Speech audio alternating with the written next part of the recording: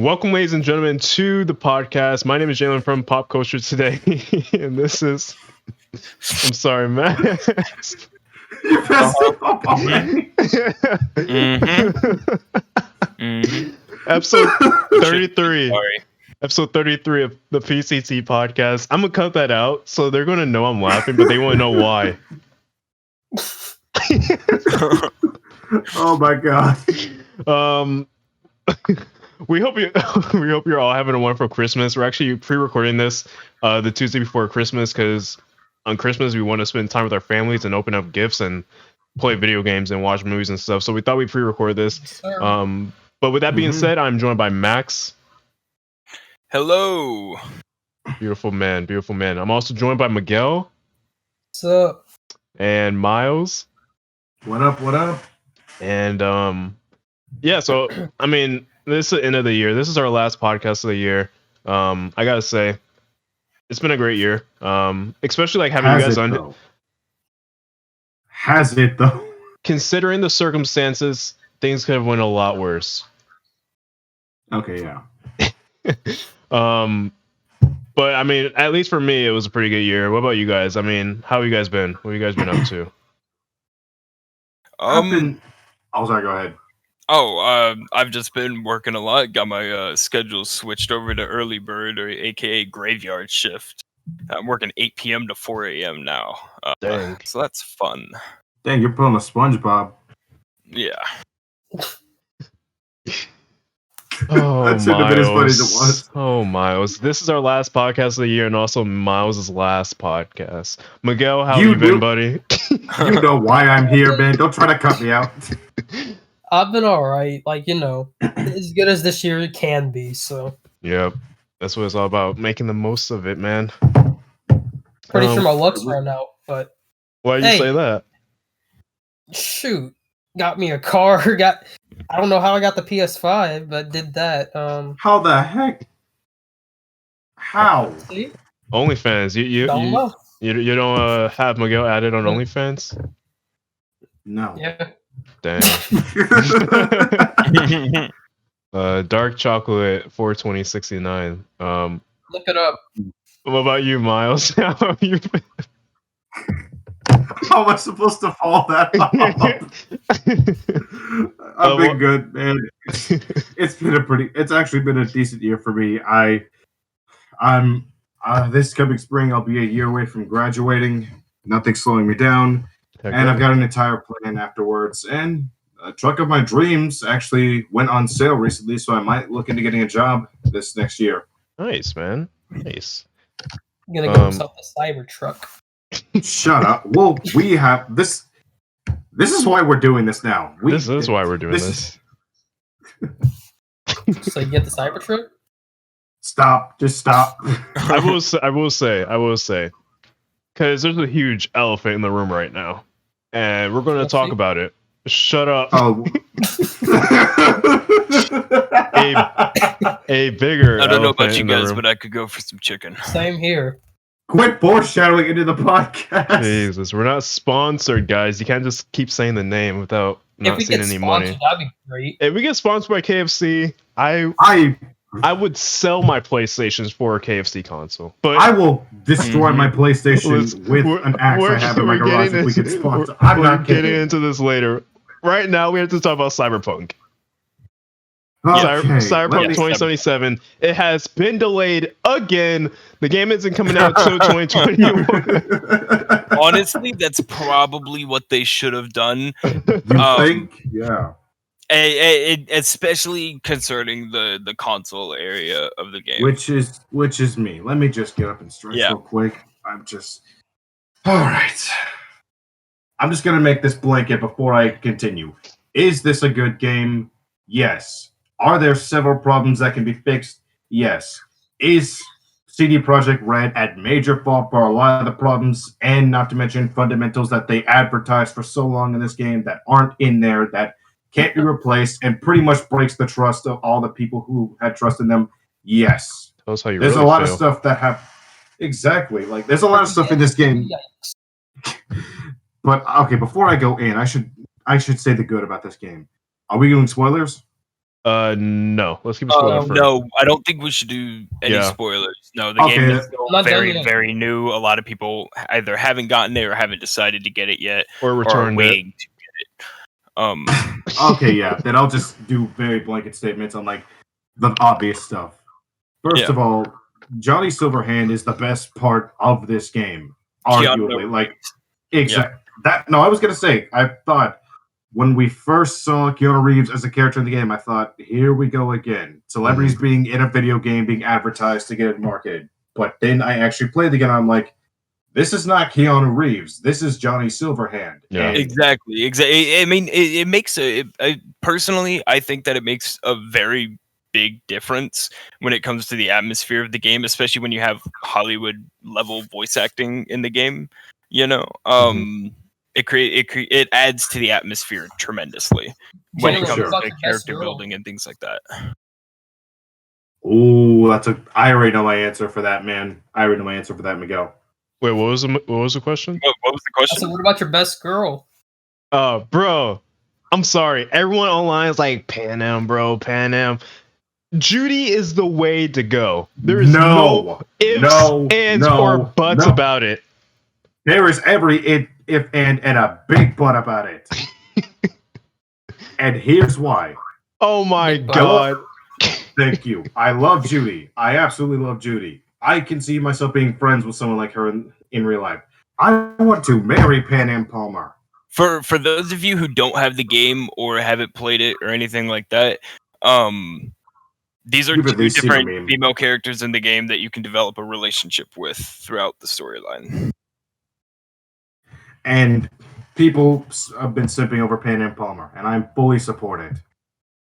I don't think that anybody should be simping over either one. They're fictional characters in a video game. Well, I make terrible choices,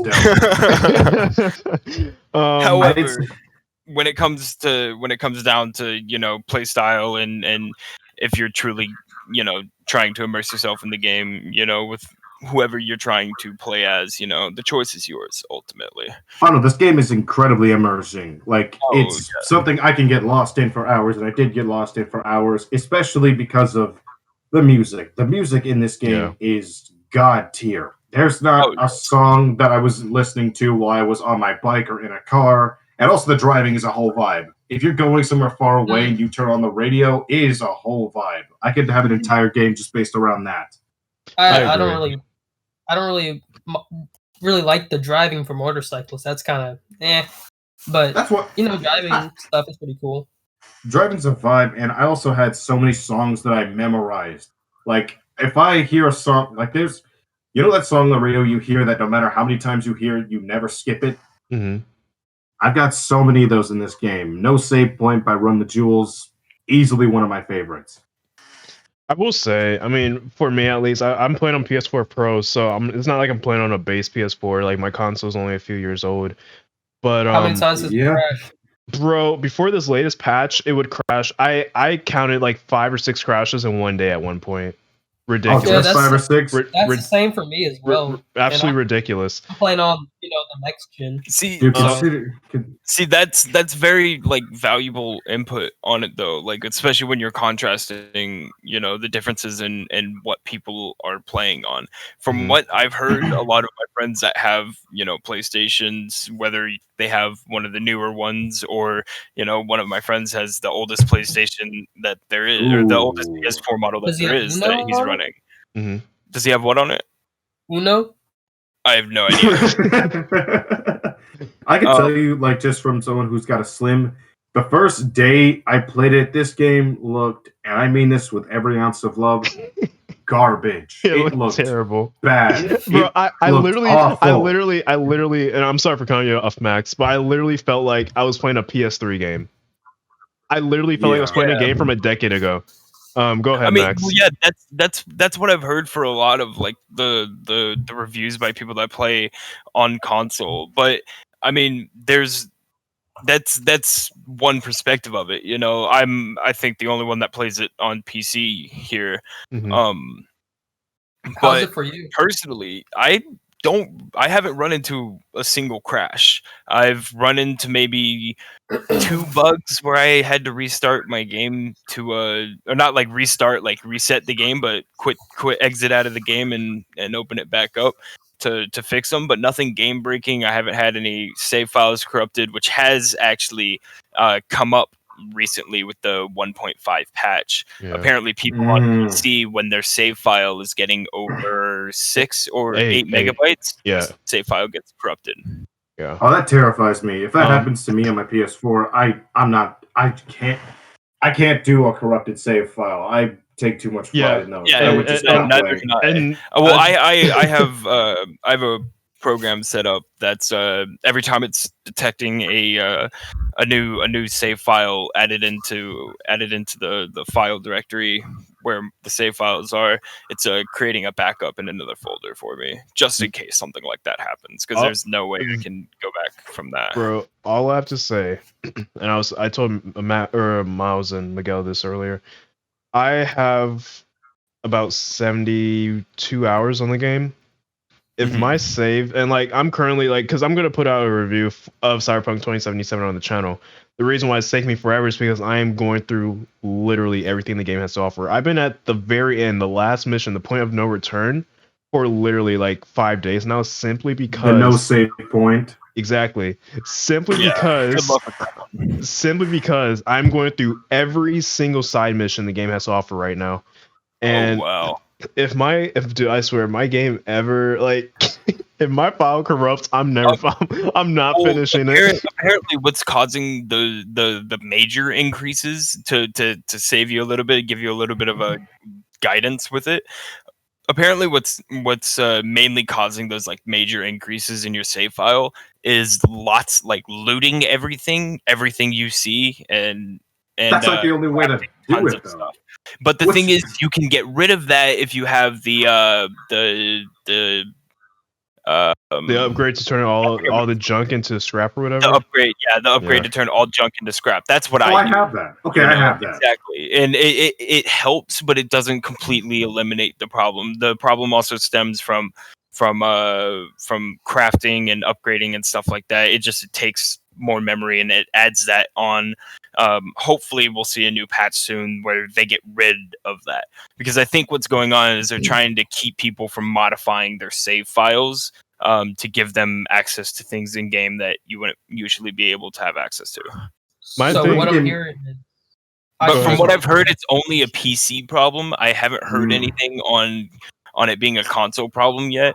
But one of the other issues that arise with PC, as does with every popular game that ever gets released on PC, people have been making cheat engines and things like that in the game, and those are messing around with the files a lot.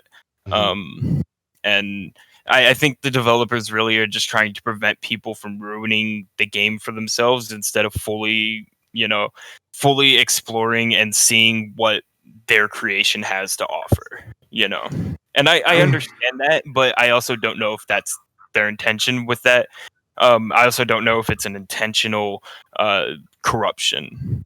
I'd also like to say something just to lift the game up again. Like, immersion and getting lost in this world, it's so easy to do. I was playing for hours, and I'm not going to spoil this, but there was a mission that almost made me cry because I got so deep into it, and you connect so deeply with these characters that you often forget you're playing a game. It feels like you're reading a book. Like, this is a story that is being told such a really good way that you don't see it as a game. It's just so much that they do with social commentary. They do a lot with the current state of the world, even though it takes place in the distant future. And you often see things that go hand in hand with the modern and future era that you think, are we actually heading this direction? And one specific mission really made me think that. I'm like, I literally had to put down my controller. I'm like, I thought this was a fantasy world. This might actually be where we're headed. Because it got too real at times. Yeah, and not only that though, it does often feel like you're watching the story unfold. But what some people seem to to forget while being immersed in that is, yeah, you're watching the story unfold, but you're only watching one of these stories unfold. Exactly. There are so many different ways that every mission can go, depending on your actions and how you choose to carry out and how you choose to speak and treat people. You know, during your missions and jobs and gigs and things like that.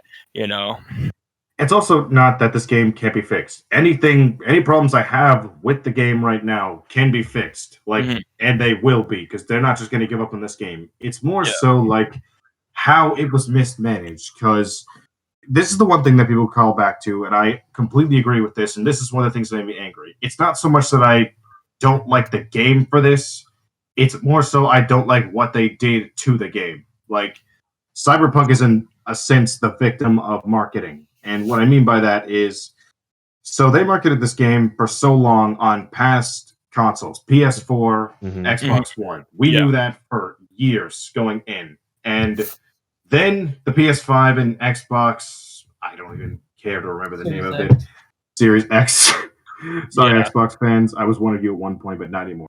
Anyway, so it was marketed that way for so long, and then to have it come out and look as bad as it did on previous consoles was like saying, we advertised this thing you thought was going to be just fine, only to pull the rug out from under you and say you have to wait for it to be good now.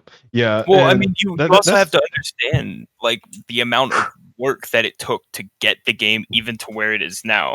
You know, it still may feel like it definitely still is in an unfinished state. You know, like, yeah, they have been working on it for 12 years, but the amount of detail that has gone into this game and the amount of pure options and just everything that they've put into it, it's a lot of work, and it's a lot of intertwining components on a code level. Oh, absolutely, yeah. And I completely sorry, go ahead. Well, it takes a lot of time to truly develop and refine a product like that, and they had already tried to push it back many times, as all of us, you know, saw and were upset by, and it got to the point after their final, you know, delay, they started receiving death threats. You know? Which is never, I don't understand that in the slightest. Like, okay. Yeah, no, that's never an okay thing to do, especially when it's concerning, you know, the release of the game. You're going to tell somebody that you're going to go and kill them because they're not going to give you this game. You know, it's a stupid thing to do. But they started getting, you know, these really intense threats. You know, and that could have been a factor in them releasing the game when they did, you know, and the byproduct of that being we got an unfinished game released to us. When you think about that, it's so heartbreaking. Like, these people are working their hardest and wanting to see it done properly, and they worked day, and I've heard that they even took weekends to work. Like, they dedicated their lives to this game, and I don't think it's ever fair to people who want to put their heart into something, and people, just because people like us, well, not like us, but average consumers don't understand the work that goes into it. They only see them as drones. They don't see them as humans that need breaks. Exactly. Oh, go ahead, Jalen. Sorry. I feel like there's a lot of factors that play into the. I'm just gonna say it. The terrible launch that this game had. I feel like, you know, the fans, the people looking forward to this game, everyone that built it up, you know, making this. Dude, I have never, out of all my 19 years of my life, I have never lived through a development cycle where people really thought this game was going to reinvent gaming. Bro, I think it really could have if they had more time to actually work on it. Like, yeah, we might have been waiting, you know, 15, 20 years for this game, but I think it really could have reached that point if it was released in a true final state. You know, not absolutely final, but at least a truly playable, you know, mildly bug-ridden game. You know, that is easily like one issue that has led to the downfall of this game. Another issue, CD Projekt Red, you know, just touting this game as This is the experience you want to have on, PS4, Xbox One, and PC. This is the experience, and then lying to us for 8 years, showing us only PC gameplay, making it seem as if that PC gameplay is console gameplay, allowing reviewers not to show any gameplay from the console until the day of launch, allowing reviewers to only play on PC, not giving any reviewers console codes to, review the game early on consoles because they knew what type of state the game was in. CD Projekt Red is just as fault.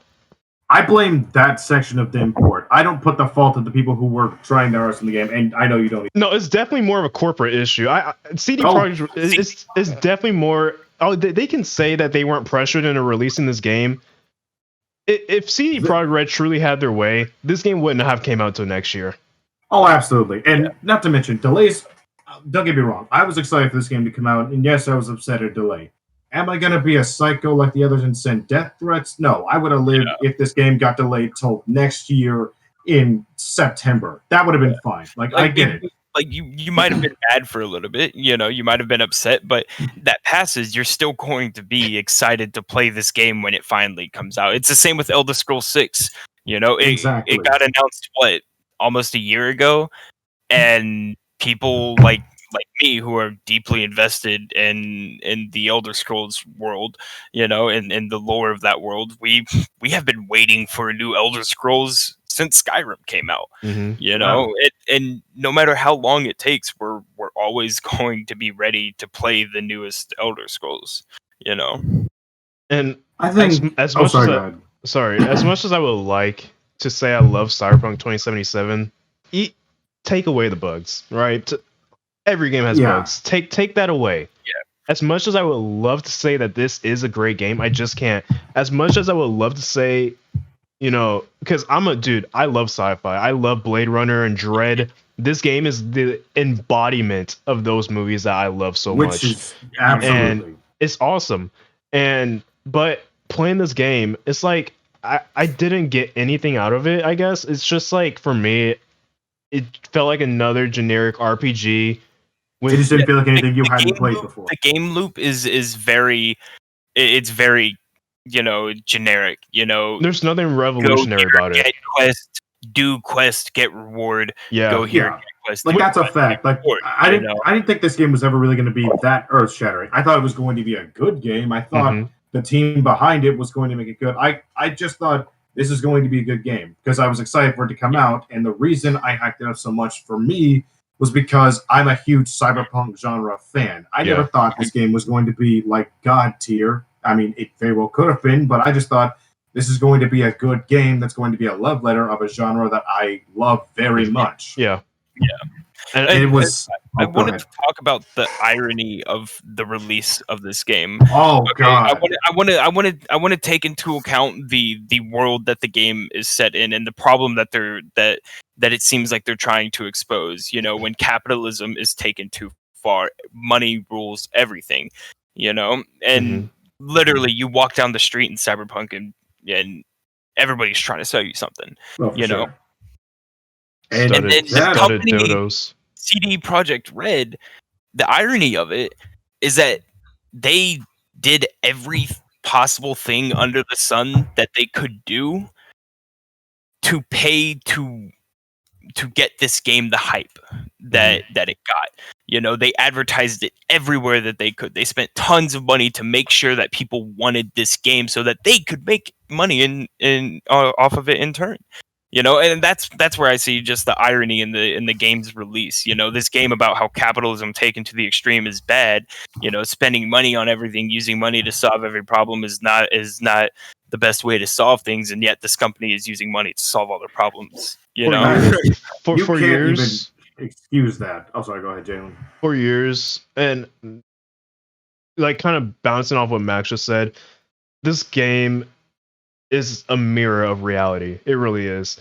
And for years, we have seen, these video game companies like EA and Activision, and even the smaller devs like the devs behind No Man's Sky take $60, if not more, depending on what version or edition you buy of the game, if not more, from the consumer, releasing that game and giving them absolute crap at launch, But here's what they always say: "Oh, it will get better over time. Wait for the bugs. Wait for the patches."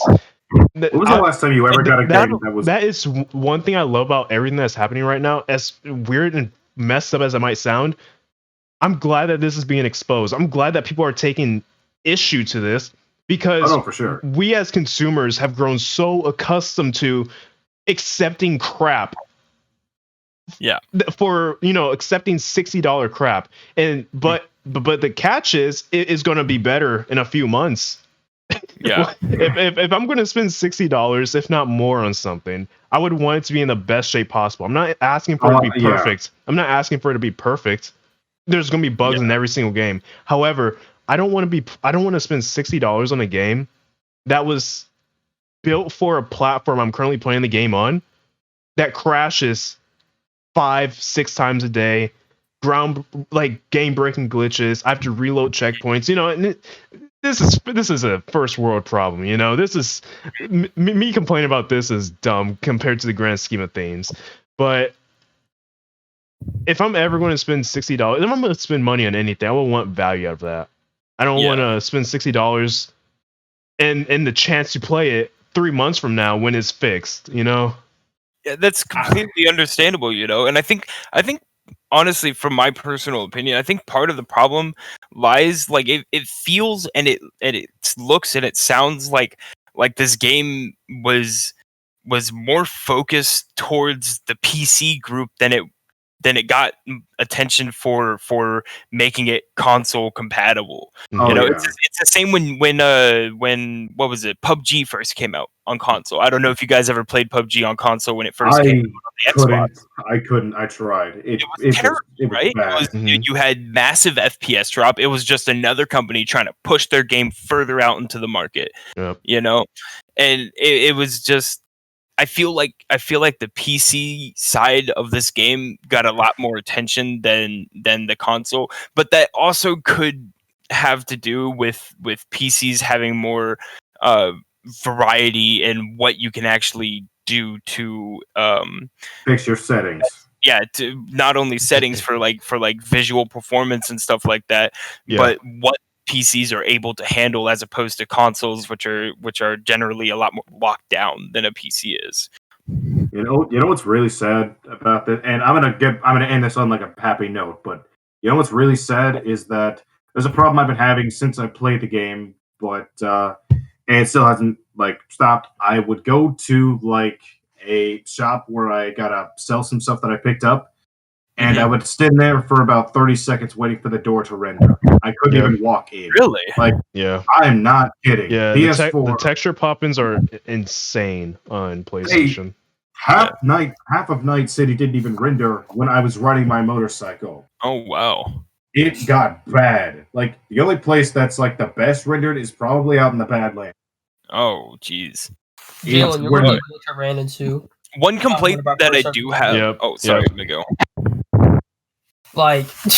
It wouldn't even let me get past the what was it whenever you're inside the hotel, and I was just stuck in there. I couldn't do anything. I was like, oh, go and get that thingy inside of so and so's office, but I couldn't do that. So I was like, well, what am I supposed to do? Dude. So I had to restart I had to go back to a save that was an hour ahead, and then play it from there. I tried restarting it and it just wouldn't work. So I was like, well, what the heck? So the only bug that I can remember that I had to restart my game for it wasn't anything game breaking. It was I'm pretty sure it was caused just by some glitch in the code from when you exit a vehicle. My screen stayed a bit zoomed in. My FOV I had that one. Went down. Oh, well, it's different because I was researching it, and on console that bug also decreases your movement speed and all that. I still had full maneuverability and stuff like that, but my screen was zoomed in a little bit. And then I remembered the other bug that I had to restart my game for. Everywhere that I went on the map showed hostile, and I couldn't use my my double jump from my cyberware for my legs. Mm-hmm. So I restarted my game and everything went back to normal. But I haven't encountered anything game breaking. I've seen a couple NPCs T-posing. I've seen a single NPC during dialogue. You know, I had a really up through the car roof for a split second and then back into his seat. That's really like all the bugs that I've experienced on PC. And other than that, you know, I don't have a whole lot of complaints other than things like the mini map. You know, when you're driving, it feels way too zoomed in. You're gonna miss your turn. You know, and the attribute points. I wish they did a better job of explaining why you're going to need these instead of just throwing you in and giving you these attribute points. And not telling you what they're for, because then by the time you know what kind of build you're wanting to go for, you know, you've already used 20 attribute points out of what is it, 47 that you get, something like that. It's around that number, I think. Yeah, because the max level is 50. You know, so that's enough to max out 3 different attributes and have the rest at level 3. You know. To end this on like a good note, I just want to say I think the game in this case was the victim of the company. I think they hyped this up a lot more than we did, or in the case they were trying to make it seem game like this groundbreaking idea, and it was really just a basic RPG, which is not a bad thing. Yeah, it's not just bad. More, they just advertised it like this is going to be something that you will never forget. This is going to change games forever.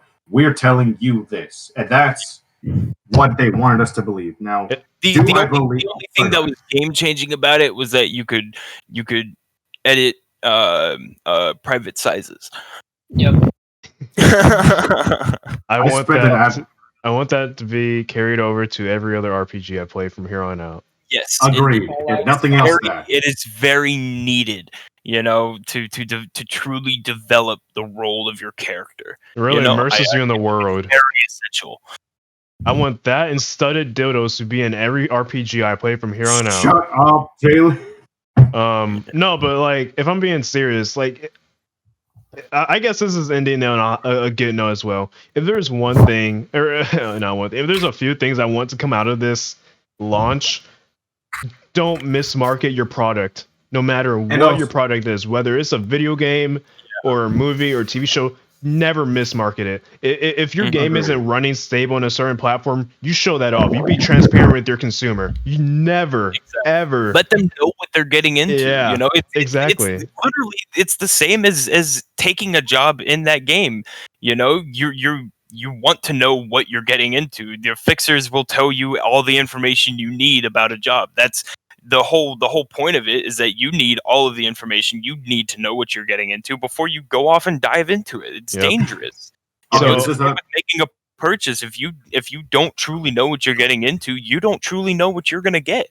You know. I hope ultimately, like, that's the big thing that comes out of this. Like, devs and publishers can't be launching 60, or I mean, game prices are moving up to $70 now. $70 games.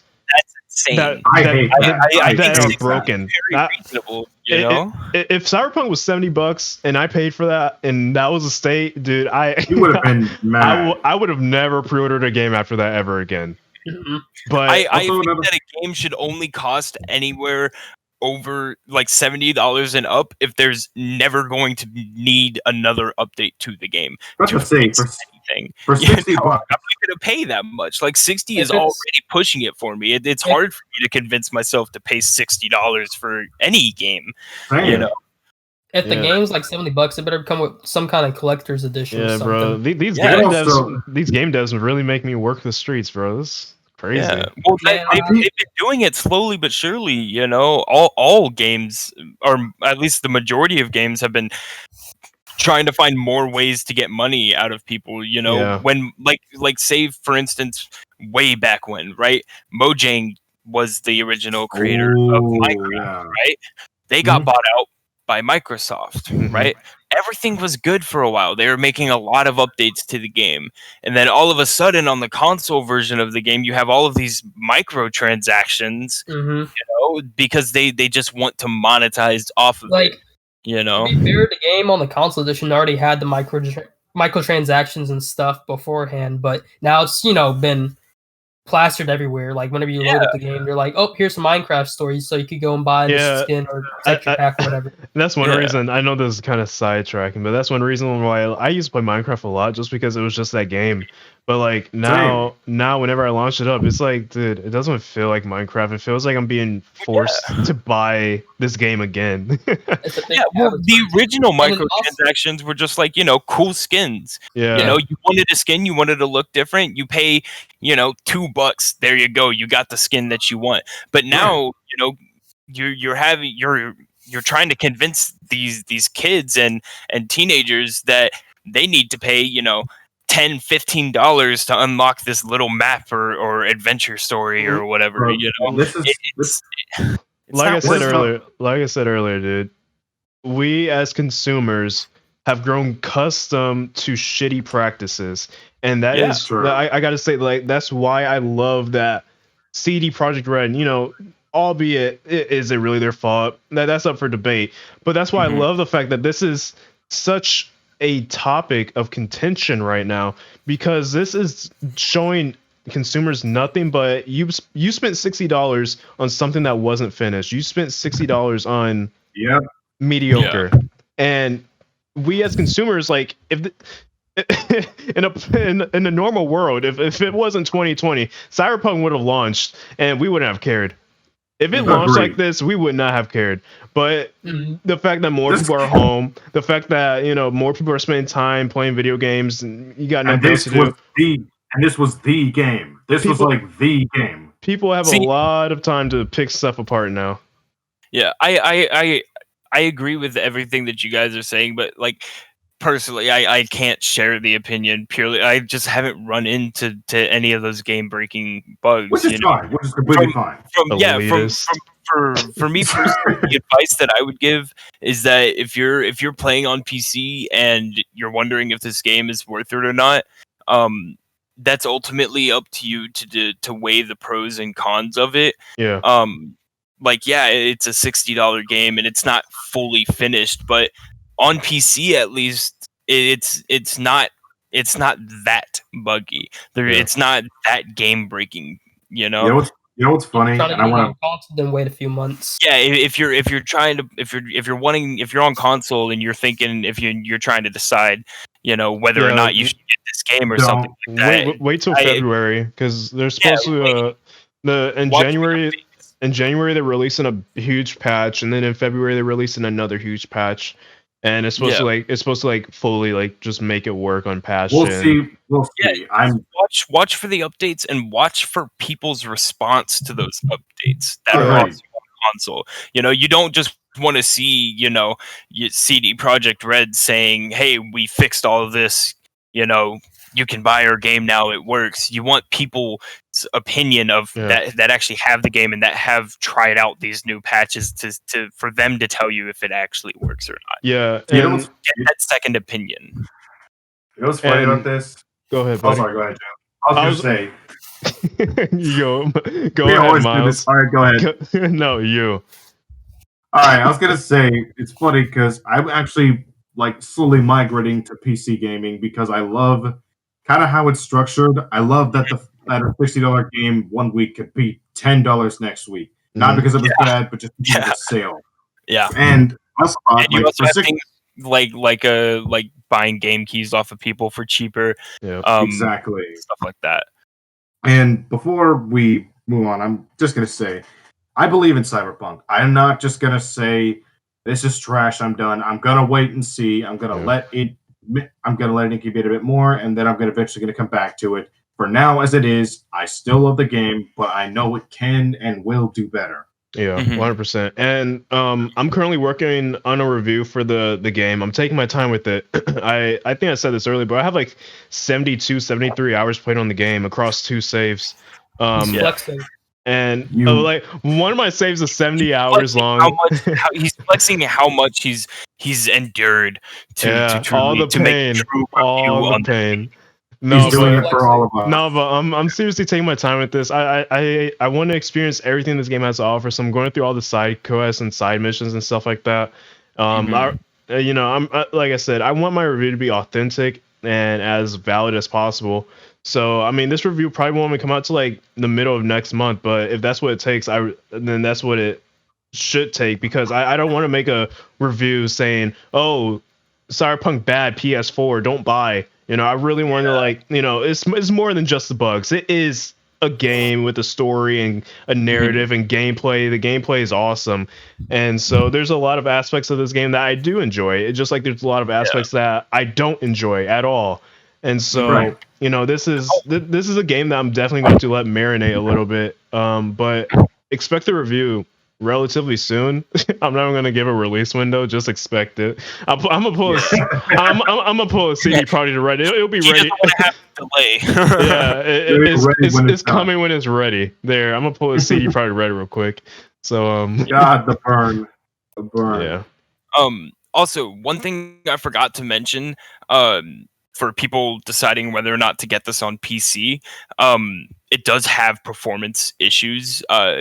Visually, like graphically, even with the newest GPUs out on the market, people are still having a lot of performance issues with getting like FPS drops and stuff like that, even when turning down settings and stuff like that. So just beware, if your PC can handle it and you think it's a good decision for you, going ahead, do it, power to you. But if you want to wait and play it safe, power to you. No, power to the player. I'll tell you one thing that can handle Cyberpunk, and that's the KFConsole, baby. 4K, okay, can we 240 FPS. Can we just start by saying how hard we laughed at this when we found out it was real? Man. I didn't believe you when you told me, but I got to looking. I'm like, they are not kidding. It's an actual KFC console, and I thought Soldier Boy having a console was nuts. Yeah, well, he's in jail now. That's how you want to start this? No, I mean, I see all of the the KFConsole. It's crazy, right? That's the only word that I can describe it. For those of you who don't know what the KFConsole is, back in June, I think KFC released a trailer for the KFConsole that everybody, we assumed it was a joke. We assumed it was a joke. It's KFC, the fried chicken. They're gonna release a console. No, there's no way. They're going to, or at least for what it looks like right now, they're either going to, or they're really trying to make it look like they're going to. If they troll us, I'll be fine with that. I'll be fine either way, because having the KFConsole would be the biggest meme in and of itself, and them trolling us is just the most beautiful power play of any fast food chain I've ever seen. I would imagine this starts a trend, like there's the KFConsole, then McDonald's gets a console, then Sonic has a console. McDonald's starts selling drives. You got the McDrive. All of the McDonald's external hard drives look like McRibs. Hey yo, if Sonic makes a console, it has to only play Sega games, bro. But no, about this KFConsole though, if it is real, the they're saying it is, the website that they've put up in dedication to it is boasting a lot of really, really good specs. Yeah, but they're serious about this. They're bringing some heat. No pun intended. They're looking to completely overshadow Sony and Microsoft with this. Which I thought with this console, it would probably be like a $500 box. When you started listing off those specs, bro, I was like, no. We were all like, no way. It's impossible. This is 500. There's going to be some major inflation. This thing's definitely gonna push $1,000. It's got to be over. I would say it would have to at least be $2,000. For starters, right? Just for simple intake, right? For an appetizer, if you will. Nice one, Dill. I hate you so much. It's said to be able to produce 4K at 240 FPS. for latest titles. You know, and it still can't run Cyberpunk. Yeah, and it still can't run. Cyberpunk, man, come on. And let's see, what else does it have here? 2 terabytes of SSD for the storage. You know, that is insane. Ray tracing, right? It has ray tracing. Yeah, it has ray tracing as well, which is a must-have in any console in 2020. You know, and it has speeds with these 2 SSD. They're Barracuda. It's like about 6 times faster for booting games up because it's just SSDs are faster. I'm not gonna get into the specifics of an SSD versus a hard drive, but it's about 6 times faster. And Barracuda's a fairly good company. Can we get into the specifics after VR this ready, podcast? in case you guys wanted to know that you can play VR and eat chicken from your console. Oh, your literally has controller. Okay, so yes, it is. Oh yeah. We forgot to mention the whole chicken thing. We've been listing off specs. It can keep your KFC chicken warm. It has a whole compartment inside of it, like a disc tray for your chicken. You know, it doesn't even sound like we're. I'm just gonna say this. I'm just gonna say this. As a black nerd, this is a dream come true. I agree. as another black nerd. With the chicken though, you know, you're gonna have that grease on your hand, but they already thought of that. You know, they thought of that one. Grease-proof controllers. We laugh about this, but this could potentially be a major console. We're laughing about this. We're laughing about this, but a year from now, scalpers are gonna be snatching it up, selling it on eBay for $50,000, and we're gonna be crying because we didn't get one.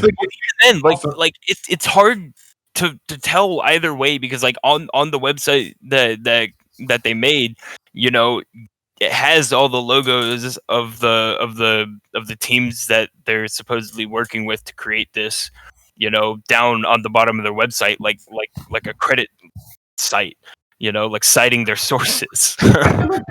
Do that, like that would be a legal issue if they were trolling.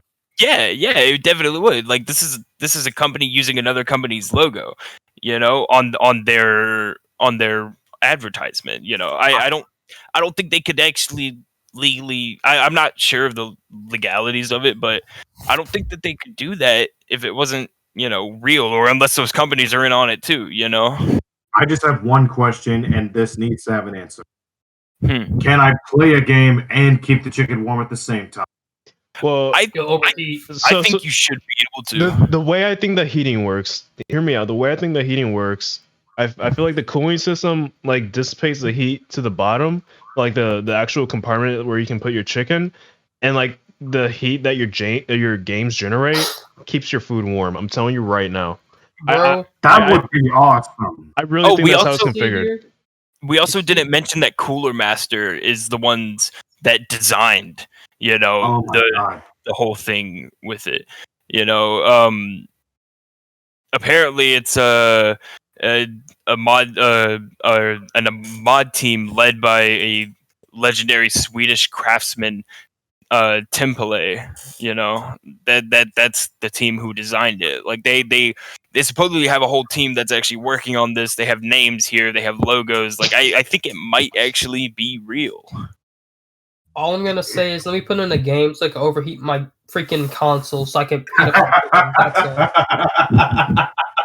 Yeah, I'm gonna launch up Modern Warfare. I'm gonna launch up Modern Warfare. It's gonna burn my chicken. I'm gonna be pissed. Bro, no, you freaking get Cold War, Modern Warfare, and Warzone all together. Like that's a whole bunch of gigabytes. You put that down, yeah, it's gonna burn it for sure. It's gonna make it extra crispy. You can quite literally say you're downloading chicken. Yeah. Will it have a drink pouch? We're all laughing, but I'm calling it like a year from now. We're all gonna own one. I bet you this is not. If this is real, first off, this is gonna be. They can't lose either way. If it's not real, this is the biggest troll ever. And if it is real, it's a bombshell. It sells. If this is real and it sells better than both consoles, PlayStation and Xbox can't be taken. They can't be taken seriously anymore. If this is real, this is extra crispy, bro. Regardless, Well, I mean, like it was they were originally supposed to release it on November 12th, but they pulled a Project CD. You know, they pushed it back, and people were speculating that it was supposed to be released today, on the 22nd, which is when we're recording this. Y'all will be seeing this on Christmas, obviously the 25th, but it hasn't.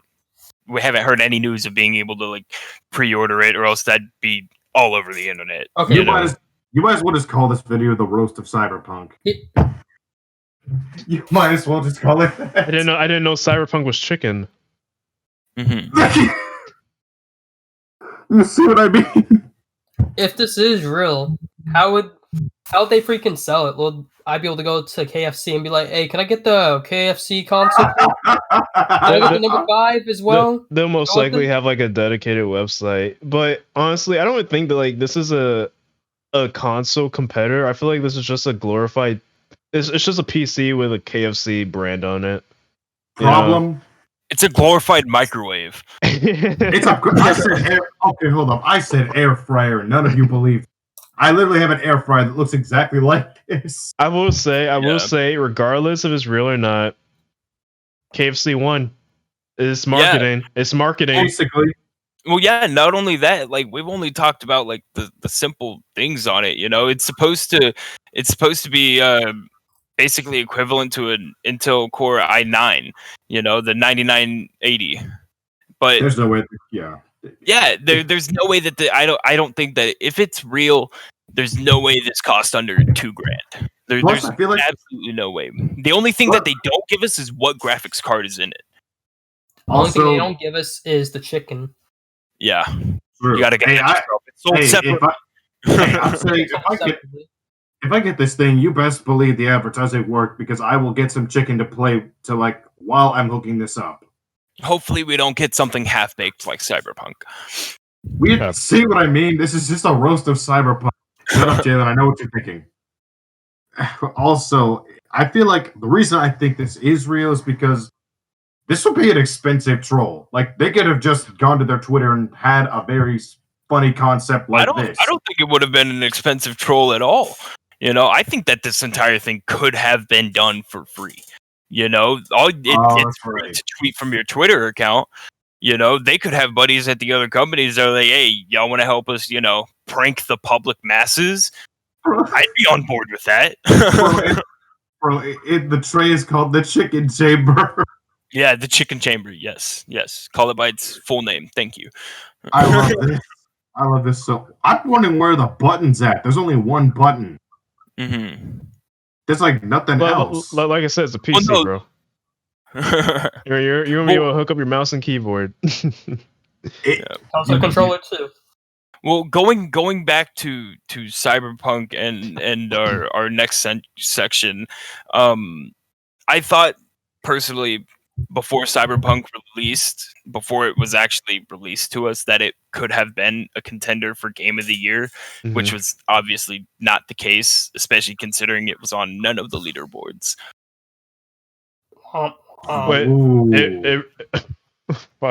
It just released too late to be on them. It's gonna be on the. It's definitely gonna be nominated for Game of the Year next year, though. 100%. I highly doubt that. I highly doubt that it's going to be nominated. I don't think it is. Cyberpunk's going to be up for Game of the Year? Unless they put in like I'm talking 10 times more work than they did in the past during development of this game, until they can actually make it playable across all platforms that they have it released. I don't think it's going to be popular enough to gain that kind of recognition. How's it over 200 awards already? True. That's what it says on the case. Well, yeah, but that was before it came out. That's always the case. Yeah, but I'm just saying, like, how did it win 200 awards already, man? Yeah. Well, I think actually, Jalen, I think it does have a shot at things like music and audio design and narrative, but I don't think it has any shot at pretty much anything else, especially community support. Especially like because next year is gonna be stacked regardless. I mean, we have the new God of War coming out. We have Horizon. There were a ton of games released at the Game Awards. Yeah. Not released, but Announced. revealed. Yeah. Like next year's gonna be a stacked year. Halo is coming out. Hopefully that's good. That's all they got. That's all Xbox has. I don't know if you guys ever played any of the Nier games, but I'm very excited for Nier. Yep. I'm excited for that. Yeah. But I was with this past year's Game Awards, I was pleasantly happy with Last of Us pretty much sweeping it. I was not, because Doom didn't win anything, and that's a trap. Doom didn't win anything, and I was surprised. The only games I really wanted to win awards was Final Fantasy VII Remake and Last of Us Part 2. So I was pretty happy. Last of Us Part 2 won a lot of awards. I was about to say, like, that was some favoritism. I don't think it was favoritism. I think Last of Us 2, like, I think they really did deserve it. Especially for the categories that they won, I think they definitely overtook those categories. No, I do believe it's a good game. I was just hoping, like, and this is biased, of course, because I'm a huge Doom fan. Mick Gordon deserved to win anything related to music. I'm sorry. Yeah. Mick Gordon is a god. Yeah, there were a few things. Didn't Final Fantasy VII win a score, which it deserves it. I'm sorry, screw Doom. The FF7 remake soundtrack was amazing. But I mean, there were a few awards that Last of Us won that I was like, okay, maybe not, but Ghost of Tsushima won People's Choice, didn't it? Yeah, it did. I was surprised to see No Man's Sky getting any type of award. I feel like it deserves it, though. I feel like No Man's Sky deserves it, though, because they did do a lot to make it. You're not wrong, even. It did have a bad release to the public in the beginning, but I have been watching some of the updates on it. I haven't played it since way back in the release, but I have been watching the updates, and they have made a lot of changes and additional fixes to the game. And they did it right. They were like, let's not say anything. Let's take all the criticisms we see and work on that with saying nothing. Cyberpunk is doing it the wrong way. They're saying we're giving you all this stuff in time when they really should just be, well, first they should have just done this from the first go. But what No Man's Sky did is that they were like, we know we messed up. We're not going to say anything. We're just going to take every criticism we see and implement that into the things we fix. Yeah, they were going on. They were progressing, fixing things based off of what the public was saying. You know, when the majority of the public is saying, "Hey, this is broken. We're tired of this being broken." Hello Games was like, "All right, yeah, we'll get right on that," and then they did, and then the community would be like, "Okay, well now we need this fixed." You know, this is the next thing that needs to be fixed. You know, and they would take that kind of criticism, and instead of turning away from it and feeling bad for themselves, like they had done a crap job at making a game, they proved themselves to be worthy of getting that type of award, you know? Yeah, which 4 years ago, I would have, like 4 years ago when No Man's Sky launched, I would have never guessed that this game would be popular now. And now it's been popular for years. It had every opportunity for the devs just to be like, all right, well, we tried, let's move on. Yeah, they had every opportunity to just give up on the game. But entirely. The devs really stuck with it, and like, I mean, there's nothing more. Give up. Yeah, and like, you can't respect anything more than that. Like that's awesome. That's why I like to see in the industry. I was upset to see Ghost of Tsushima only get one award. Yeah, I was upset by that. I think like between Ghost of Tsushima and Last of Us, I think that they were both, or they got two awards, my bad. But I think that they were both very good competitors with each other. Mm-hmm. I just think it deserved more, you know? Yeah. Mm-hmm. I don't know. I was expecting Last of Us to like take home a majority of the awards. I wasn't expecting it to sweep. I mean, it really took everything. I'm gonna count. Give me just one moment. Y'all continue. It really took a lot of awards.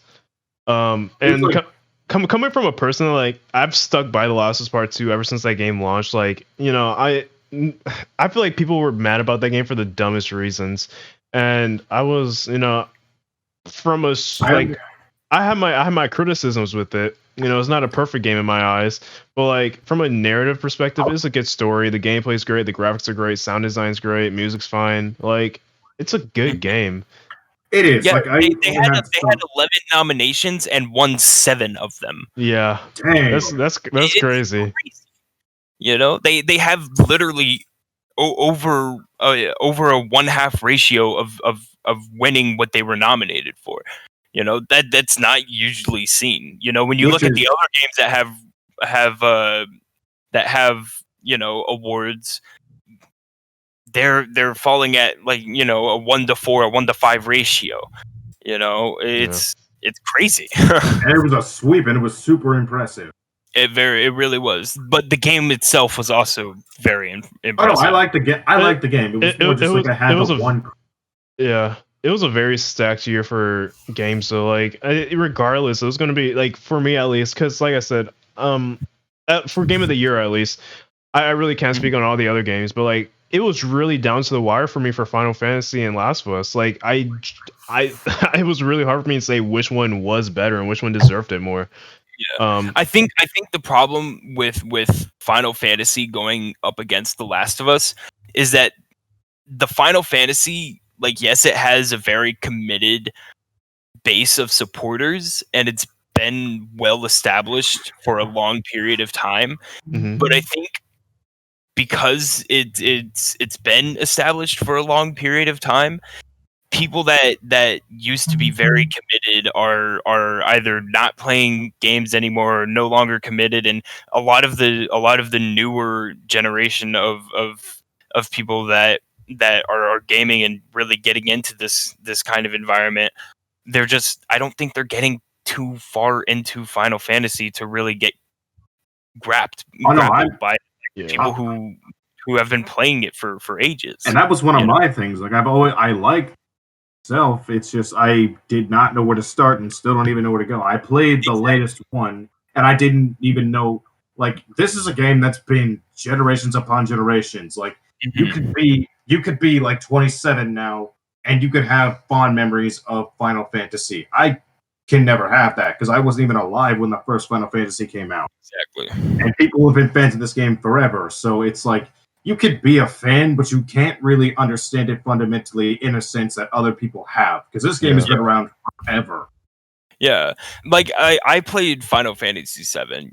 I liked the game. I thought it was a really good game. It was very cinematic. It was a beautiful game, but I never really got into all of the older ones. I never really played them. I played a couple of the games on the 360 when I was first getting into gaming, but at that point I had no clue, what to do. I had no clue what storylines were and stuff like that. It was all about, fight these enemies and try to win, and I will say it was a great game, but it didn't have that hook, to put into the new generation of people playing that for the first time. Right. Yeah, and for like, I'm going this time. For like, I mean, I've been a Final Fantasy fan since, I don't know, man, like before I could fucking talk, probably. Excuse my French, but Final Fantasy X was like one of the first games I ever played, and it was on PS2. So like, I've been playing this series for well over 17 about 17 years now. So it was something I grew up with. But like as I've gotten older, and as I played more of the newer Final Fantasy games, and even the older ones from like the 80s and 90s, I've come to the realization that Square Enix is taking more of a Western approach with these games nowadays.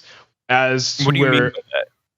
It's more of a Western RPG rather than a JRPG. Final Fantasy 15 was a huge like step towards the Western market than it was the Japanese market. 7 remake, it was true to original 7. However, you could still tell those Western themes were a lot more prominent than previous Final Fantasy games. And so if we're talking about, that was part of the hook for the previous Final Fantasy games too was the JRPG feel, because there's not many games that we have, that many people play that have that JRPG feel. Yeah. Sure. And turning it into Western is just throwing it into the lump that we all already know. It's not giving us anything new, anything that we haven't experienced before. Exactly. And like trying to like throw Western RPG elements in an already established franchise, albeit all the games are different stories, they're all in their own isolated worlds, but like it just doesn't work, considering the fans of this franchise are fans of the franchise for a reason. That's like turning Star Wars into, an action movie instead of a space opera. It wouldn't work. We saw how it somewhat worked with Solo, with those elements added, and it wasn't great. So yeah, I can see where you guys are coming from, though. Yeah, I mean, I think it might be time to close the chapter on Final Fantasy, or it's approaching that point. There's only so much that they can keep doing, but unless they make a turnaround and they're able to find a way to get a new generation of players hooked into that world and into that story, I don't see a future for them. Yeah. Right. But speaking of futures in games, one that I never thought ever would have come, Arc 2 got announced. I forgot that was ever going to be a thing. My boy Vin Diesel. I know, yeah. Vin Diesel's in it. I swear, if we get another Cyberpunk, I'm going to be so upset. We probably will, honestly. I never thought they would have announced an Arc 2, and it seems like this one actually has a bit more of a followed storyline than Arc did. Like Arc, you could find the scattered journal pages and stuff like that and read up on it, but there was no there wasn't a true storyline to follow or anything like that. The progression was basically level up and survive. Arc 2 seems like it might add a lot more in terms of progression and story building and things like that. We got a lot of unexpected announcements like at the latter half of this year, which I thought was hilarious. And I'm going to go hand in hand here. Back for Blood. Back for Blood. It's a Left 4 Dead 3. Yeah, it's a Left 4 Dead spiritual successor. What? The closed alpha was this past weekend, and it looks amazing. When I saw that, I almost cried because I was like, "Oh my god, this is." Because I never thought okay, so I completely gave up on Valve, and I still am. I don't think with a few exceptions. I thought Valve is like, we had some bangers, but now we're just gonna stop, and now we're Steam. But when I saw that, I'm like, oh my god, there's actually some hope. But they're still not gonna give us another Half-Life. All right, hold up. Hold up. You guys had a slight theory about that. You guys got Half-Life Alyx. That was still good, okay? That was still good. Not count. It did win Best VR Game. Nope. That still doesn't count. I don't care what award it won. It is not a new Half-Life. I will say this much. If Valve doesn't give us a new Half-Life, which, let's be honest, Valve is just Steam now, we are at least going to get it from a different company that can do it justice. That is my whole thing. If that doesn't happen, I think with our luck, Valve is going to go after that company, and people aren't going to be able to download the game anymore. They're going to get it taken down just to mess with us, so that we can never get another Half-Life. Gabe has just been on a whole screw you spree for the past I don't know how long. He's been giving us sales on PC games, which I guess is good, but Valve has not been Valve in years. Yeah, Valve hasn't. They haven't been pumping out games at all. I honestly thought there was going to be a Portal 3, but I guess that's Far Cry because we don't need a Portal 3 because to wrap up the story. It's more so, I thought the games that they knew could just catch fire and did catch fire would keep coming. Left 4 Dead 1 and 2. Amazing. I haven't had an update for Team Fortress 2 in 3 years. What's going on? Dude, don't say that to me. Do not say that to me. I honestly think Valve is fallen away from the community, and I don't think that it's the community's. I don't think the community is at fault for this happening. I don't know what's happening at Valve. I don't know what went on, but it's almost like we got ghosted, you know? You're not wrong. Especially since, like, it's sad, mostly because it's like they knew they had good stuff going for like a straight 10 years. They knew they had amazing things. The Orange Box is still, and this is heartbreaking for me because the Orange Box was the first thing I bought on my Xbox 360. I fell in love with those games, and I think this was around the time that I don't think Left 4 Dead 2 was even announced yet. I remember the trailer for that, and I played the heck out of it. I loved that game, and to think, I kept thinking for years as I got older and fell more in love with PC gaming, like, Valve is the future. They could potentially have the best games ever. And then I realized it's just Steam. It is just Steam. There's not going to be a Valve for years, if ever again. Right now, it kind of sounds like Valve has that love child they don't want to admit to. Their love child. I don't know, man. It feels like we got ghosted and like we're just receiving notes, but never actually seeing them place the note down. Here's the perfect analogy. It's like, all right, here's the perfect way to do it. It's Christmas Day. You have your favorite dessert in front of you. You like it, but it's the only dessert you get to try. It's like your dad leaving. You haven't seen your dad for like 5 years, but he keeps calling you, telling you that he's gonna come back. Yeah, he's saying that he has some milk. He'll be back home. Why'd you have to make it dark, man? Dang. I was about a dessert. Yeah. But also with games that I didn't expect to have, a sequel to, Super Meat Boy is getting a sequel. Are you kidding me? Yeah, Super Meat Boy Forever.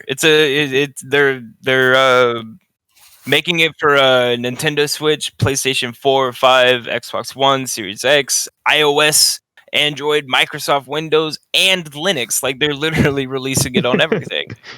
Linux is still a thing. I thought that platform died. No, man. Yeah. Linux is really good, especially for like emulations. It's super optimized. Yeah. Super Meat Boy. Wow. Like, Windows is terrible. Like, it's so unoptimized. You have so many completely unnecessary background processors running that just eat away at your computer. You know what's funny? I hate to admit, because we got so many announcements late in this year. There's something I hate to admit, even though I know it's a fact. Cuphead has had DLC announced for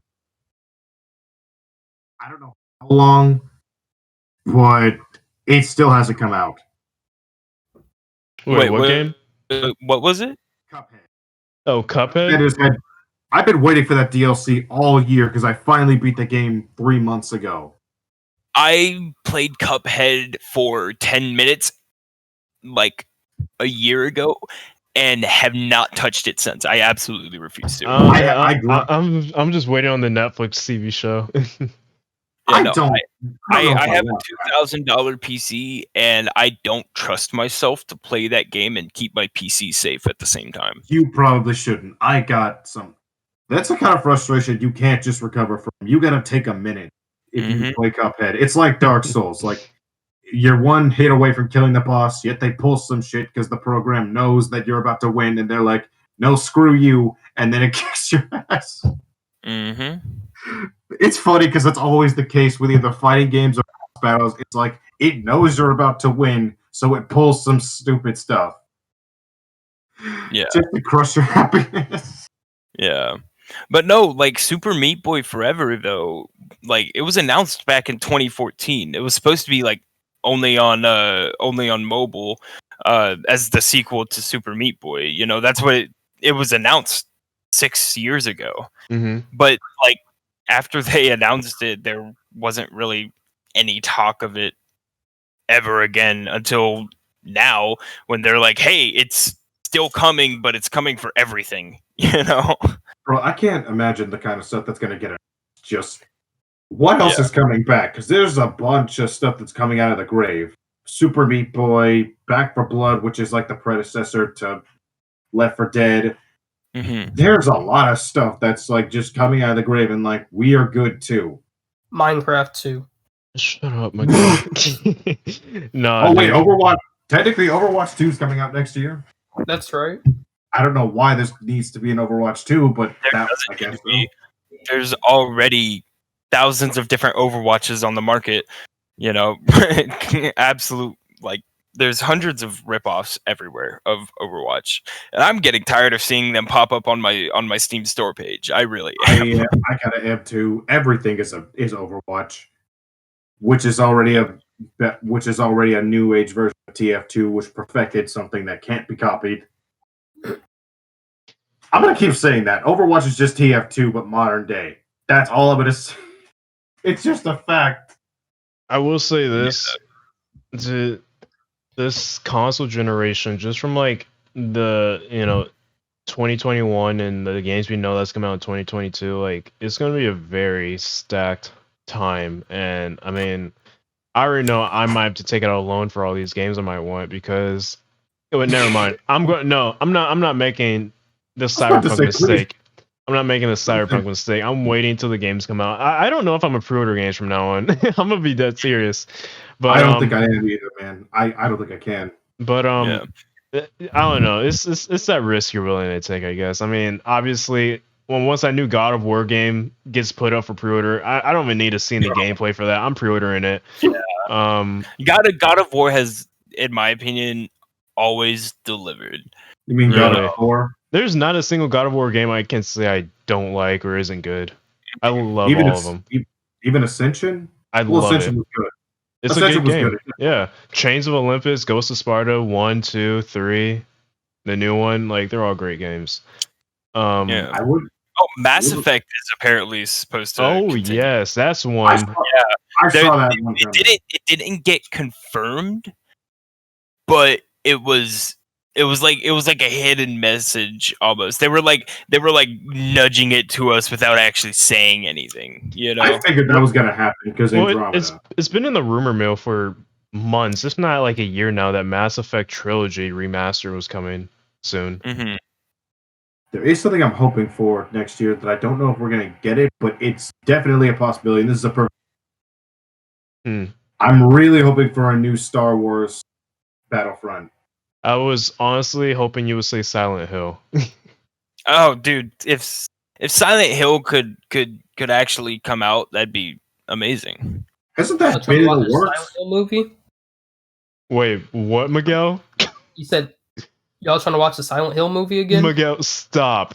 Stop. Those movies are terrible. Y'all want to watch it again? No. I'm just saying, Star Wars is begging right now. They are just on fire.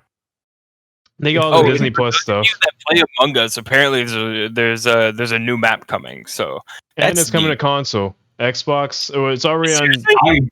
I did not know that. Yeah. It's already on Switch. It's on Game Pass on PC right now. I think it's coming on Game Pass on Xbox consoles next year. Nothing said about PlayStation though, but it'll most likely come.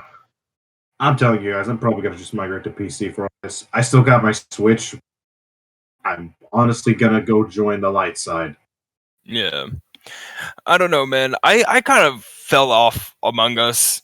You know, I played it a lot for a couple of months, and after that, everything just got super repetitive. You know, it's not even skill in the game anymore. It never really was. You know, like it was fun to point a finger and then have everybody back you for no reason and kill off this guy for absolutely no reason. You know, like it was fun for a little bit, but eventually it just gets old because then you start to actually use, like skill and thinking to try and figure out who the traitor is. But now you also have all these people who are like how you used to be that are just, playing to play and screw around with people. And it's just, it kills the game for me. Mm-hmm. I do kind of wonder what's going to be like the trendy game of next year. Because there's always that one game that like you always see on Twitch or YouTube or any other Let's Play that you hear about. I think that's hard to call simply because all the trendy games are games that come out of nowhere. Like who would have ever imagined Among Us, a game that's been out for 2 years, just randomly blowing up? I know. It's insane. That's like. Oh, sorry, go ahead. I don't know, man. I will say Fortnite seems pretty live right now, so maybe in 2021. You know what? I'm gonna put myself out there. I actually have fun with Fortnite when I'm playing with friends, and I like the Mandalorian skin. So I know I said this at the beginning of the podcast, but this is Miles' last podcast with us. God, will you give me some credit? It's not that bad. It just gets a bad rep. I get it's for kids. I get it's not that great of a game fundamentally, and I get it's a large corporate backing. But the game at least has a personality. It was good knowing you. It was good knowing you. My God, Jalen, come on. But no, I mean, I'm kind of like personally, I'm excited for the Callisto Protocol.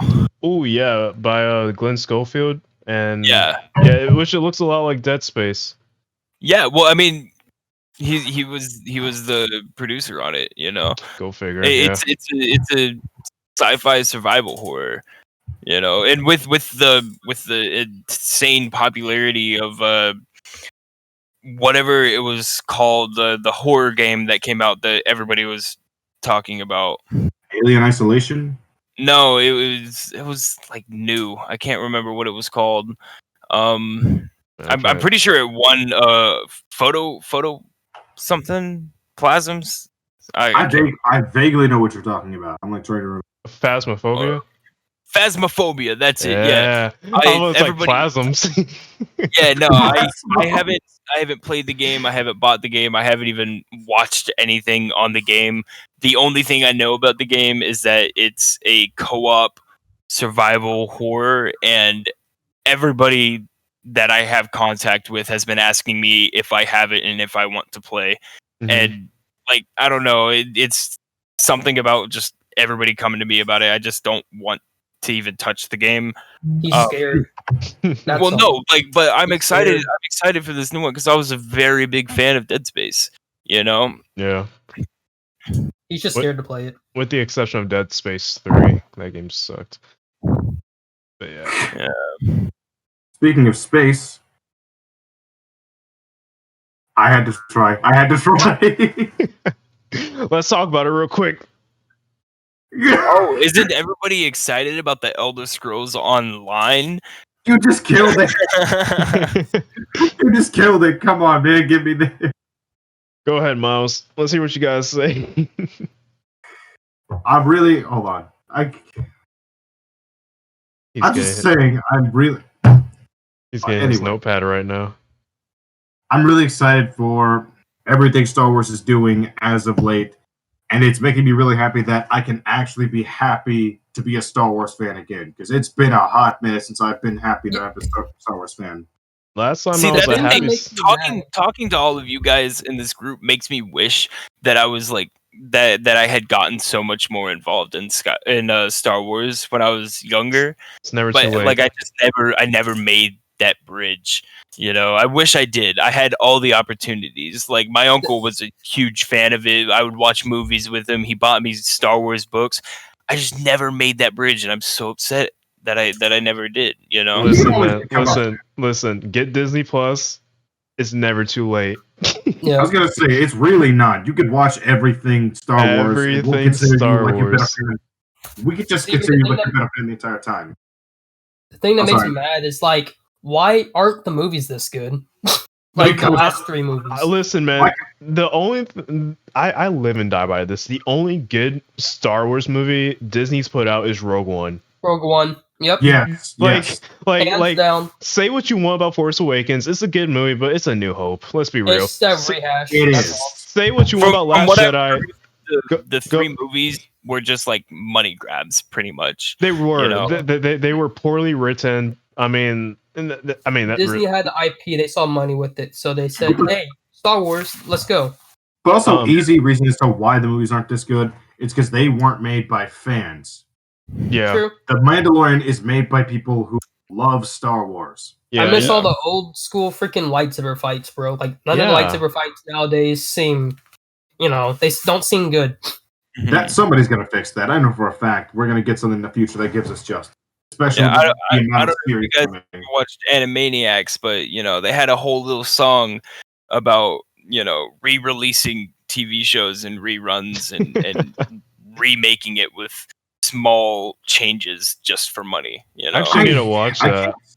Yeah, I can't stand that, and it's like the reason Star Wars is good is because it's a galaxy. You can do so much with stuff that you don't even know about that's still entertaining. Like, nobody knew what The Mandalorian was going to be about when we first heard about it. We just knew it had something to do with Mandalorians. We knew that, but we didn't know any of the characters except maybe a few reoccurring ones, which, of course, is always welcome because when you do fan service in Star Wars, you can do it really well and people will love it.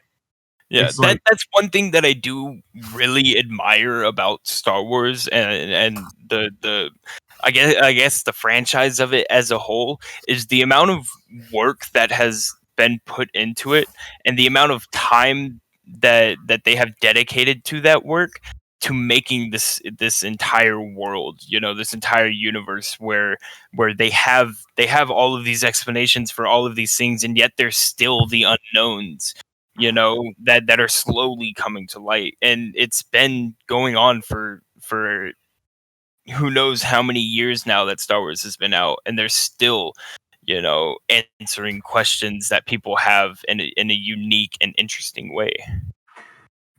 It's like when you have stories that people want to learn about, but they know the best way, easiest method or formula for Star Wars.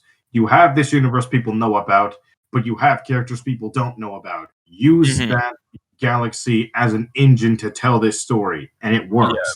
Yeah. You know what'd be pretty cool? A Star Wars horror movie. I thought about that. So I've been thinking about this for a while, and not specifically a horror movie, but I would love, and this might sound like really, I would love a rated R Star Wars movie. I don't know if that's just me. Okay, so I say that to Jake. I say that to Jake. Thing about DC. I say that to Jake, and he thinks I'm a madman. I'm like, it makes perfect sense. You did say the same thing about DC that if they went rated R, then it would help them a lot. Look what happened. Right. Look what happened.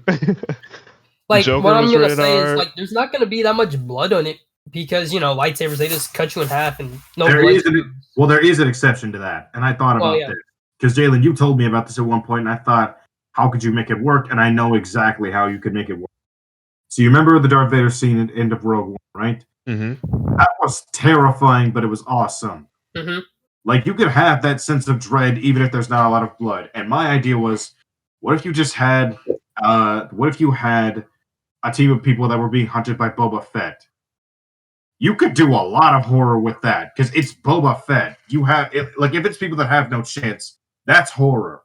It's like the Predator. It sounds like a Star Wars version of the Predator. Yeah. You can't tell me you wouldn't get that. Would get butts in seats. People would love to see that. Yeah. Also, quick unrelated question, not questions plural.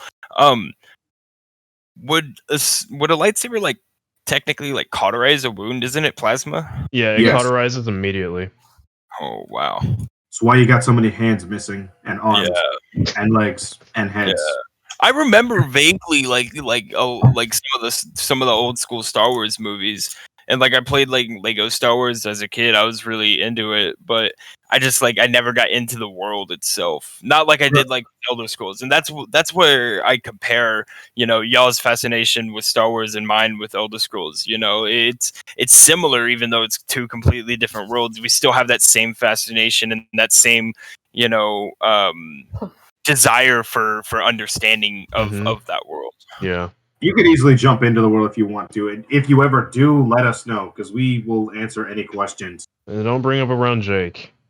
Yeah, I know. If I bring it up around Jake, I'm not going anywhere for the next 3 days. And Jalen, I still like the idea you had with the Star Wars horror movie. Depending on how, if you want to use established elements, Boba Fett, like you said, a Star Wars Predator movie, because you could do tropes in Star Wars and they'll still work. Mm-hmm. We had tropes all throughout the Mandalorian and they were perfect. Well, like I said, and I really I'm kind of with you. I'm really excited for Star Wars and stuff. But like I've said, Disney not only owns Lucasfilm, they also own Fox. Well, where is the where's the Alien crossover with Star Wars, bro? Where is it? That's gotta be its own thing. If Where they do that, is it? it's gotta be its own. Disney also owns. Wait, are you talking about like Fox News? No, just Fox, 20th Century Fox. Oh, okay. I was about to say because they also own ABC News. Yeah. So I mean, it's terrifying, but I'm not gonna get into that. A Star Wars Alien crossover. I mean, I can kind of see how that would. Stormtroopers get screwed, and anyone with a lightsaber is pretty much good, unless the aliens start to develop lightsaber-resistant skin, which they could absolutely do. In which case, it's over with. We need to sometime next year. We need to make a video of just like outlandish like things we want in like movies. I think that if you wanted a horror film in the Star Wars universe, you would have to get rid of the threat of a lightsaber, because a lightsaber really does solve a lot of problems when it comes to a horror film. Or you could use a lightsaber. I mean, it could be that weapon, like the knife that Michael Myers wields, or that chainsaw Leatherface uses. It could be that weapon. That's why in the 70s and 80s, Darth Vader was considered a horror. Like, he was considered a scary, like legitimately like a horror villain, because just how he was up until like the end of Return of the Jedi, when we saw how, his more lighthearted side. But even then, like, he was menacing. And so I really feel like, dude, there's so many possibilities, and this goes with literally anything in Hollywood. There's so many possibilities, and I have said this over and over again this year on this podcast. I love originality. I love original things. Force Awakens was good. It wasn't original at all. Agreed. I want like, if this is an established franchise that has established itself to the point where anything is possible, yet we're only confined to a few stories, branch yourself out. Like, do something new. Get a few new directors in there, dude. Make a rated R Star Wars movie. Make a, something on the line of like Star Trek Discovery, and put it on TV where it's a little bit darker. It's more mature for adults, but like, it's not like disgusting or anything like that. Like, there's so many things that they can do with this IP, and Disney being Disney, they have to open up. Hearing that they're making a Deadpool 3 kind of makes me scratch my head, because I'm like, okay, is this going to be rated R, or is this going to be PG-13 in ghetto Disney fashion? So I think as of right now, it has more of an issue with Disney rather than like the creative heads themselves. Disney's really holding back. What I would say is, I want to see what they did with Brightburn, but with Star Wars, I guess. Oh, that'd be cool. But who could take that spot? I'm not sure. But I did. Oh, sorry. Go ahead. You know how like Brightburn, they kind of took the idea of Superman, flipped it on the side of his head, and made a horror. And I was like, that's pretty cool. Even though it didn't perform that well, I still thought that movie was pretty amazing with the action. It was cool. Gruesome. I was like, well, dang. Cool. Yeah. But yeah, I'm like, if they could do something like that, but with Star Wars, I don't know, like, you could have them face off against like the beast that Luke Skywalker was facing off, and the Rancor? Yeah. Or the Wampa? Both. Because I was gonna say, you would do like on Hoth, or like in Jabba's. You could probably do Jabba's palace. Okay, then it was the Rancor. Yeah. There is. I think it'd be an interesting play, like if there was a creature that either fed on or gained strength from heat, rendering lightsabers and that useless. There is one creature that's resistant to them, but it was in Clone Wars, and also, well, there's also Beskar, but I won't spoil anything. And Jalen, I was gonna put this idea in your head, so hear me out for your horror idea. Go for it. Small group of people, like 3 people. Boba Fett is hired to take them out. Obviously, they stand no chance. They're just normal people to him. Imagine this scene. Dark hallway, there's a red light flashing. They're all hiding. There's no music whatsoever, and all you hear is footsteps. You already know who it is. Mm-hmm. They're trying to get out of somewhere. It's dead silent. One of them tries to move out of the way, and then the only thing you see light up is Boba Fett's flamethrower, and it busts out with no music. You just hear that roar, and then it flames the person in front of them. You can't tell me that wouldn't be terrifying to watch. The thing is, I would love that, but like I said, It's Disney. It really is the Disney issue. Like, I don't know, man. I know. I want them to do more with the IP because I know Disney. I want Disney to do more with everything they have. Like the MCU is, I can see that going down a terrible like place right now. I can see that like 2 or 3 years from now, people are like, okay, this is getting kind of old. I think it's been going down. You know, ever since they started Endgame, like that was the beginning of the end for the MCU. For lots of people, no one left. There was no bigger villain. You know, Thanos was it. That's why I love maybe I shouldn't say that. That's why I love the fact that there weren't any MCU releases this year, simply because it was refreshing. It was refreshing not, it was refreshing not to have to go see 2, 3. Even there's been years where I think 4 MCU movies have released. It's been refreshing not to have to worry about going to the theaters and seeing an MCU movie. That was also part of their problem though, because they were pushing out their content way too fast. Yeah. You know, like granted, like it was still well received by the public, but they shortened their lifespan in doing so. You know, they showed all of their cards, before the game even started. Yep.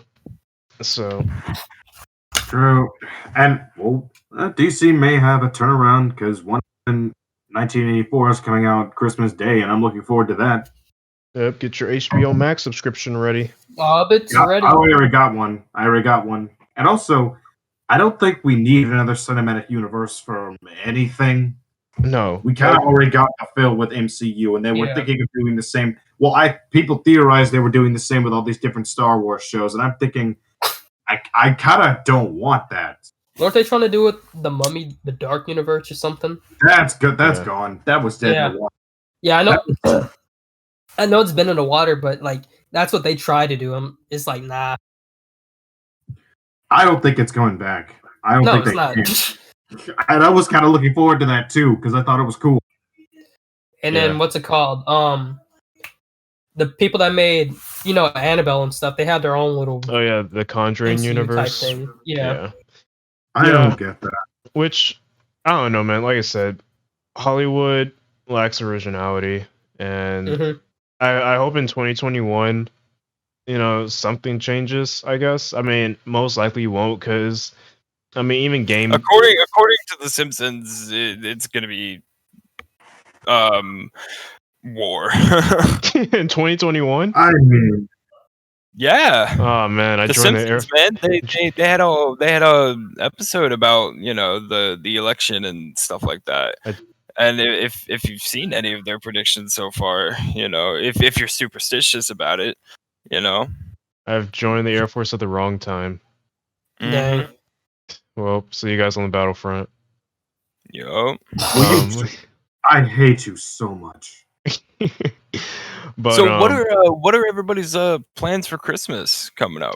Man, I'm gonna chill for the most part. Yeah, I feel that. I'm gonna be in Austin. I'm gonna visit my sister and her fiance. Have Christmas there. Nice. All the way in Austin. Yeah. What about you, Max? Nice. A lot of traveling. I gotta go to we gotta go to my girlfriend's parents' house. We gotta go meet up with her dad. Gotta go meet up with my stepdad. Gotta go meet up with my mom and some friends, and a lot of traveling. Road trip. Lots of traveling.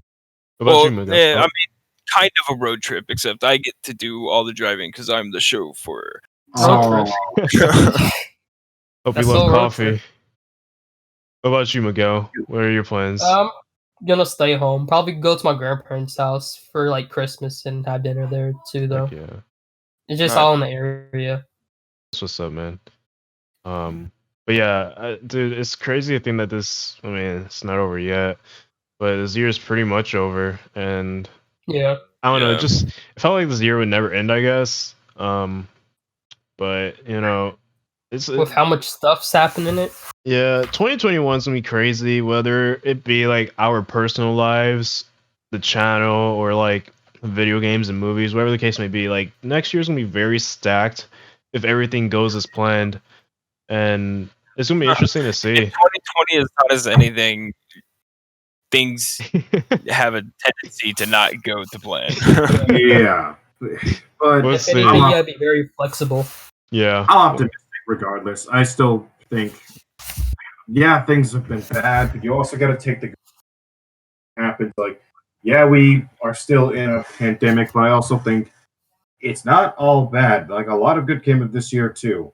Yeah. Well, I mean, like, not only that, like the pandemic, at least, especially here in America, you know, it's going to last well into 21. The only difference being is that, or let me start by saying there's this massive misconception and people spreading around like, oh, 2021 will be different, everything's gonna get better.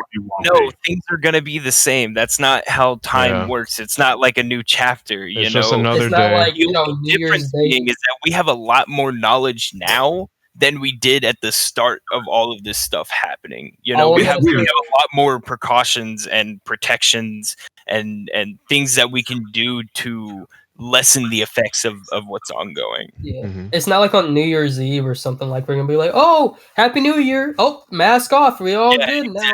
Exactly. If it was, then that'd be awesome, but no, it's not. If that was the case, this would just be a simulation. I love all those memes. I love all those memes where it's like December 31st, 11:59 p.m. and then like the person's like all sad and stuff, and then like it's like December 32nd, 12 o'clock. Or it's like, you know, you hear the freaking called the zombies freaking round 1 starting. Yeah. Oh god. You know what's the funniest thing the funniest meme I've seen all year? It was the one that was it was a thing a day ago. So there was like a really historic astronomical event where a Christmas star would be seen for the first time in, I think it was like 800 years. And then somebody spun that to, I am not kidding when I say this. We're gonna get black people get superpowers. Yes. Well, look, if I can't crush dumpsters, I'm gonna be upset. And it's the 22nd and nothing happened. So somebody messed up. If I can't swing around the city, I'm upset. Look, man, I'm already at a disadvantage. All right. Y'all are faster, okay? Y'all are big. Well, not like bigger than me, but y'all are bigger than most average white males. You know. I didn't think I'm around average. Well, maybe. I'm not. I'm an alpha. I'm well above average for the average white male.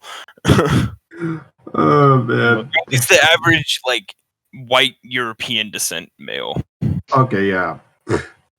Regardless of what happened this year, turn the clock or not, we're gonna be all right. At least we can hope that things are gonna be different. Even though, 2021 is just another day. Sure, we know that that's not how time works, and that it's going to be a long way. But the fact that we got this far, you know, what Miles is saying is, we want Cyberpunk to be fixed, but we know it's not going to be fixed.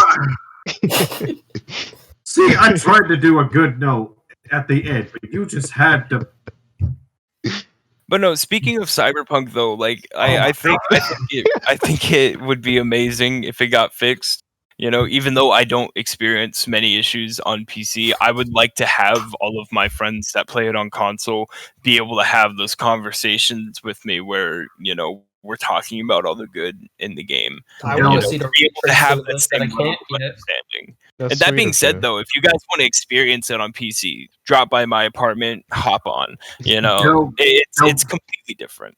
No, please don't go anywhere because I'm getting this PC next year. And I'm going to need as much advice as possible. I got all the parts, but I'm making sure I get this right because it's my first PC. So do not go anywhere. You neither, Jalen. I'm going to the Air Force, man. February 16th. I'm leaving. Yeah, Jalen's going leaving now? To the Air Force. Yeah, February 16th. I forgot what you said you were going. You said you got delayed for a bit. Yeah, February 16th. I'll still be here though. Okay, yeah, for sure. I'm definitely gonna need some help with it. Like depending on how things. Yeah, Jalen's completely useless now. Until May. Screw you. But Wait, so you're back in May? well, I just have basic training, and then after that, Okay. I'm gonna say, yep, you graduate basic training, you'll just be back for like a minute, right? Yeah. And then I go to the moon. It's gonna be sad. I honestly, Bring me a rock. I would not be opposed to joining the Space Force. Same. I wouldn't either. That's cool. I mean, at least if you...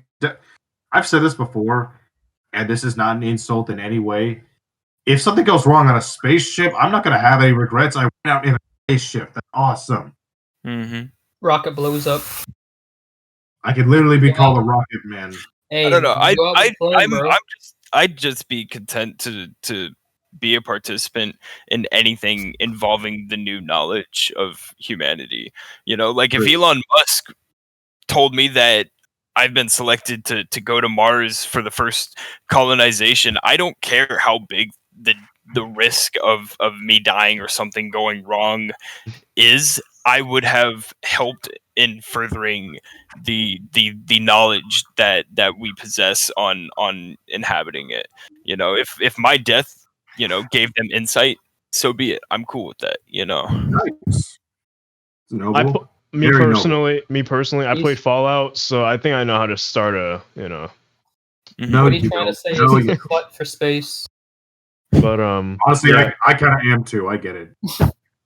But yeah, I think that's pretty much everything we want to hit on. We're actually hitting 2 hours here. Yeah. Good God. I thought we were done. I'd say that we're doing a pretty good episode for the end of the year. You know, we got to go out with the longer one. You know, it's our last episode of 2020. Yeah, and then you have to edit all of this now, Jalen. It won't take long. I'm accustomed to this, but yeah. I mean, expect a lot of great stuff next year. I mean, don't die. I guess keep wearing your mask. Try not to. Keep wearing your mask. Keep social distancing. It's not over till it's over, baby. So, but it will be over. It's not over till it's over, but it will be over someday. Eventually. I feel like we need a mascot like Smokey the Bear. Like only you can prevent coronavirus. It's just a mask. yeah. That's the issue. There's no like patriotism anymore. Like we need to get a sense of nationality behind this. Exactly. With the current social political, you know, status of things, I don't think nationality is going to be a factor. I think Johnny Silverhand should be the mask mandate mascot. I know exactly what he would say too. Yeah. But wear a mask or go fuck yourself. Mm-hmm. That's the easiest way to put it. But yeah, I'm so sorry. You have to edit. You don't have the same level of intelligence as you did when you were still just swimming around in your dad's nutsack. I'm not editing this, man. PCT is going to be unfiltered for 2021. You're welcome. This is a little taste, but no, seriously, we hope you're. Really? What? Are we really? We're gonna have. We're gonna have. Like, are we okay to be unfiltered for 2021? This is a real question. I was about to say, I'm curious too. You know what? I'm gonna say this on the podcast. Yes, Jake's not here either. I'm making the decisions. I'm making the decisions here. All right. Thank you, master. But yeah. We. I can't believe what I just did. You know, we hope you guys are all having a wonderful Christmas. Be sure to, once again, like in all seriousness, stay safe. Keep practice social distancing. Be serious about it. But big parties, guys. Yeah, no big parties. Even with your family, like I get it. Like you trust them. You know, your family could never give you coronavirus, but they can. You know. Yeah. Just consider the people. Just consider the people you're going to be around. Everyone's got loved ones they're trying to protect. Mm-hmm. Just keep other people in mind. Yeah. But yeah. We'll see you guys in January. I'll be here for one more podcast, and then I need to talk with you guys to see if we want to pre-record podcasts after that for like February, March, and April, or if you just want to miss those months. But we'll talk about that behind the scenes. But right. we have one more podcast together for sure before I leave, and yeah. But I think that's gonna conclude our last podcast of 2020. Any last words, guys? Closing out one chapter, opening up another. Good luck to everybody. Stay safe, and we hope that all of you are still around and healthy to be with us in the new year. Okay. And we'll see you all in 2021. We'll see you that guys. stupidest joke, I swear. And we'll see you guys on the battlefront. Happy New Year's and Merry Christmas or Later, guys. holiday. Happy Hanukkah. All right, I need someone as a quota to say Kwanzaa. Come on. Kwanzaa. Kwanzaa. See you guys later.